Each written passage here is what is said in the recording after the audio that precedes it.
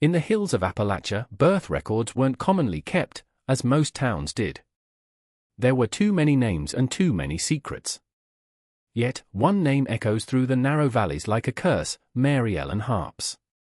She was 15 the first time anyone in the county noticed her belly wasn't swelling from food. Her eyes were downcast, her cheeks pale, and when the child was born, he had a face they all recognized. A face that was too similar to hers, and too similar to someone else's. The winter of 1927 was unusually harsh, but no one ever forgot the baby born in a single-room shack deep within the Kentucky woods. There was no doctor present, only her father, Elijah Harps, a man more known for his rifle than his prayers. The neighbors didn't hear the baby crying, but they heard hers. This wasn't a matter of chance, poverty, or neglect. It was by design. Lineage, they would say, purity of blood. The Harps didn't trust outsiders, they believed the world was infected. And Elijah, who was raised by a mother who read scripture backward and salted the earth before childbirth, had one goal: to keep the line unbroken, even if that meant fathering a son through his own daughter. This wasn't the first time something like this had occurred in the region, but it was the first time the child survived. And it was the first time Mary Ellen, the girl, spoke. Just before the child opened his eyes, she whispered something to the midwife who had helped her in secret. "He's my brother. He's my son." The midwife, an elderly black woman from the edge of town, fled the hills that very night and never came back. She never spoke another word to anyone about what she had witnessed in that shack. Years later, her journal was discovered buried in a trunk. She had written one sentence about that day: that child had something behind his eyes. Not like a baby, something old, something wrong. And that was only the beginning. It said that the land remembers what men try to bury. And the land around the Harps' property, now swallowed by kudzu and steeped in silence, still feels like it's watching you. Decades have passed, yet locals refuse to go near it. Hunters claim their dogs whimper near the tree line.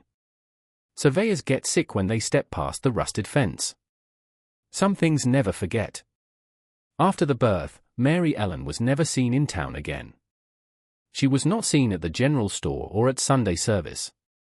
She seemed to have vanished, though people say they saw her through the trees, barefoot and thin, walking in circles near the creek, always holding the boy and never smiling. He was given no name, at least not one that people could agree on. Some said Elijah called him Jacob. Others claimed he never spoke the boy's name at all, as if saying it out loud would confirm what they all feared. The midwife's journal referred to him as the echo, as if he wasn't new, but rather a reflection of something that should not have returned. Children in nearby hollers told stories of seeing the boy on the ridgeline, never aging and always watching. He didn't go to school. He didn't speak. But when lightning struck the mountain in 1934 and started a fire that destroyed 6 homes, he was seen standing at the edge of the flames, not screaming, but simply watching. One man, drunk and full of bravado, claimed he went up to the Harps' cabin one night on a dare and saw Mary Ellen rocking the child, even though he should have been 7 or 8 years old by then. But the child didn't look 7. He looked the same. Same face, same size, same eyes. He wasn't growing, the man whispered before he stopped talking altogether. A month later, he shot himself in the chest with a shotgun in his barn. The local sheriff, under pressure from rumors and a visit from a state inspector, finally hiked up the mountain in the summer of 1936. But when he arrived, the cabin was empty. No furniture, no blood, no bodies, just carvings. Every wall was etched with names. Some were familiar, while others were not. But every single one of them led back to the same bloodline. What happened up there wasn't just a sin. It was a structure, a ritual. And Mary Ellen wasn't the first. She was simply the one they could no longer keep hidden. When a family chooses isolation, the world often forgets them. But the Harps didn't simply vanish into obscurity. They cultivated it. Elijah believed the outside world had been corrupted by modern sins, doctors, education, lawmen. He built his family into a closed circuit, sealed tightly, where blood only ran in circles. He told Mary Ellen that her womb would heal the harp's bloodline, that she had been chosen, not defiled. What the town didn't know, and couldn't have guessed, was that this cycle had begun generations earlier. In the 1860 census, an E. Harps was listed as the head of the household with a wife and 2 daughters. But by 1870, the daughters were gone, and a new child appeared with no listed mother. The handwriting on the record had changed, but the location remained the same, Harp Hollow. Historians who later studied the genealogy called it congenital looping, a grotesque term for a grotesque design. The same surnames were folded over themselves again and again, like a family tree strangling its own branches. Children were born with mirrored eyes, jawlines that were too exact, and illnesses that had no name in medical literature. Mary Ellen's child, Jacob, if that was truly his name, wasn't just the product of inbreeding. He was the final step in a long line of genetic reduction. And it showed. The few who caught a glimpse of him described movements that were not right. His arms were too stiff, his skin was pale in a way that seemed waxy, not human. But it was his eyes that disturbed them the most, wide, unblinking, and aware in ways that shouldn't have been possible in a boy. One local woman who once brought canned goods to the cabin as part of a church charity effort said she saw Elijah scolding Mary Ellen, but not in anger, but in worship. She claimed he knelt before her, whispered scripture against her stomach, and wept. She left the food at the edge of the woods and never returned. Her last words before moving to Ohio were, they weren't raising a child. They were raising something through him. And then there's the story of the mirror. In 1938, a traveling preacher stopped in town, warning of signs and omens in the hills. He told a congregation that evil doesn't always manifest as fire and fury. Sometimes it's a face that is too familiar. He claimed to have looked into a mirror that belonged to the Harps, and in it, he didn't see his own reflection. He saw a child smiling back, whose eyes never blinked. Some truths aren't buried, they're walled in. Decades later, when the land was being surveyed for development, a backhoe operator struck something solid beneath the Harps' property. They believed it was a well. It wasn't. What they unearthed was a small stone structure, sealed tightly with handmade bricks and covered in faded symbols. There were crosses turned upside down, crude runes scratched in with nails, and names written over names, all in childlike handwriting. Inside, they found a single room with a dirt floor, no furniture, no light, and in the center, a cradle made of bone and wood arranged in a shape that no one wanted to touch. Above it, hanging from the ceiling with rusty twine, was a mobile made from small animal skulls. It spun on its own when they opened the chamber. There was no breeze and no explanation. Authorities were called, but the case went nowhere. No remains, no crime on the books, just whispers. The structure was quietly reburied under concrete. The official record states it was an abandoned root cellar. But the man who found it quit that week, moved to Arizona, and told his wife at night, "I saw a child's face drawn on every wall down there. Dozens of them, the same face, the same eyes." By then, Mary Ellen was folklore, a ghost in the woods. But the thing is, folklore doesn't leave footprints. And someone did. In 1952, hikers reported seeing a figure near the old Harps clearing. They said it was a boy, perhaps 12 years old, with a face that looked as if it hadn't changed since the Depression. He followed them for nearly a mile without making a sound. When they turned to confront him, he was gone. Locals blamed moonshine, hallucination, and trauma. But in the county archives, tucked inside an old folder marked miscellaneous, undated, is a faded, torn photograph. A family of 3 stands outside the Harps' cabin. A bearded man holding a rifle, a barefoot and gaunt girl, and between them, a child. His face is smudged, but his eyes are untouched, clear, wide, and dead center. The date written on the back is 1930, but the paper stock and ink are from the 1960s. If you're still watching, you're already braver than most. Tell us in the comments, what would you have done if this was your bloodline? Time does strange things in places the world forgets. Out there among the ash trees and crumbling fence posts, it's difficult to tell if years have passed or if they've looped, like the Harps' bloodline itself. By the early 1970s, amateur genealogists began probing rural Kentucky for lost family histories. One woman, a doctoral candidate from Ohio State, claimed she had uncovered an unbroken chain of inbreeding in Harp Hollow spanning over 120 years. She called it the spiral, and said it wasn't just cultural, it was intentional, a generational compulsion, a lineage so closed that it began to feed on itself psychologically, genetically, and spiritually. She conducted interviews with nearby families, people who refused to even say the harp's name. One elderly man admitted that when he was a child, his father had warned him, "If you hear crying from the trees, don't follow it. It's not a baby. It's something looking for its mother." The researcher published a paper draft, which was never officially released, that hinted at a phenomenon she called centropic heredity, a belief system where a bloodline aims to compress itself into a single vessel, one child, to hold the totality of ancestral memory, trauma, and power. Her theory was that Jacob wasn't supposed to grow, he was supposed to contain. But before her work could be defended, she vanished. There were no signs of foul play.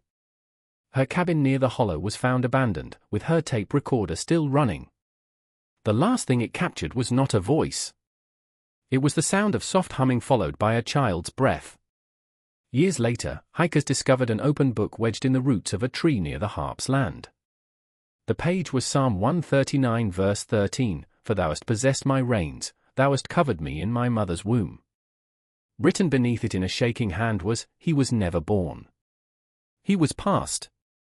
To this day, there is a standing rumor among archivists that the U.S. government quietly condemned the harp's property as unsuitable for habitation, though no such designation exists publicly.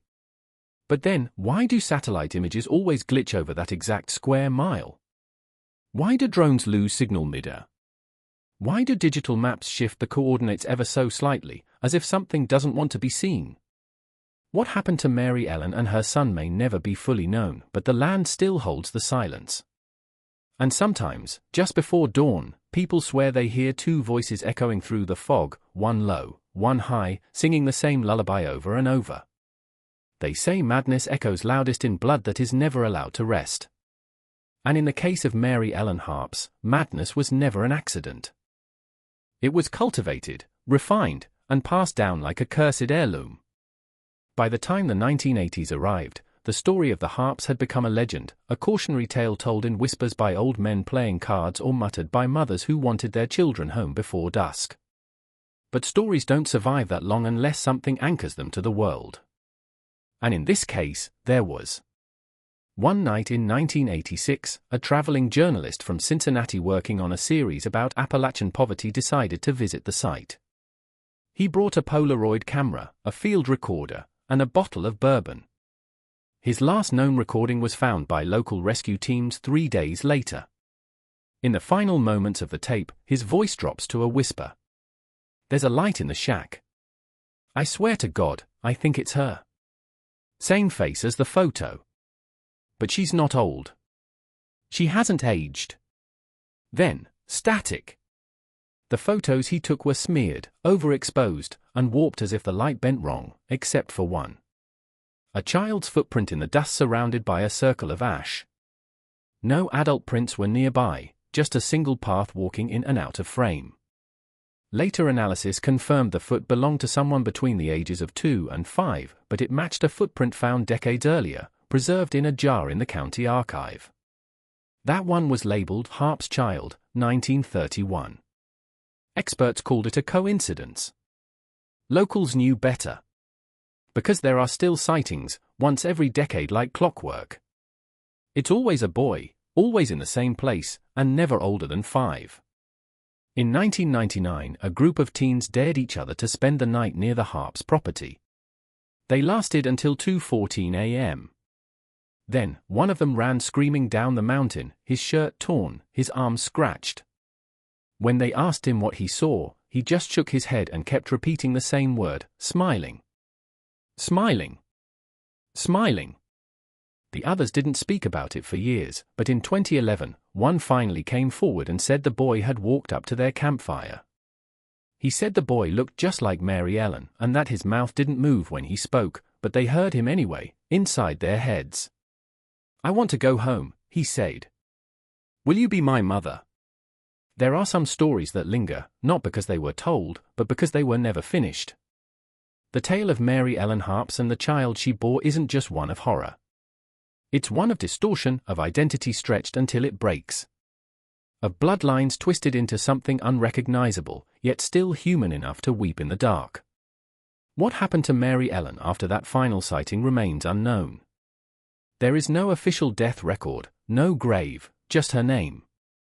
It's carved faintly into the beams of the Harps' cabin, once near the ceiling, once beneath the floor, as if she was attempting to escape both heaven and hell and found no exit in either direction.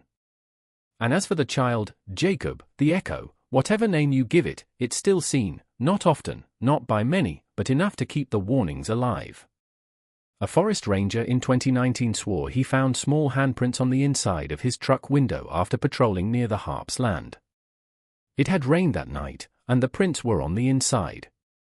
And then there's the footage leaked online by an anonymous source, pulled from a trail camera set up to monitor wildlife.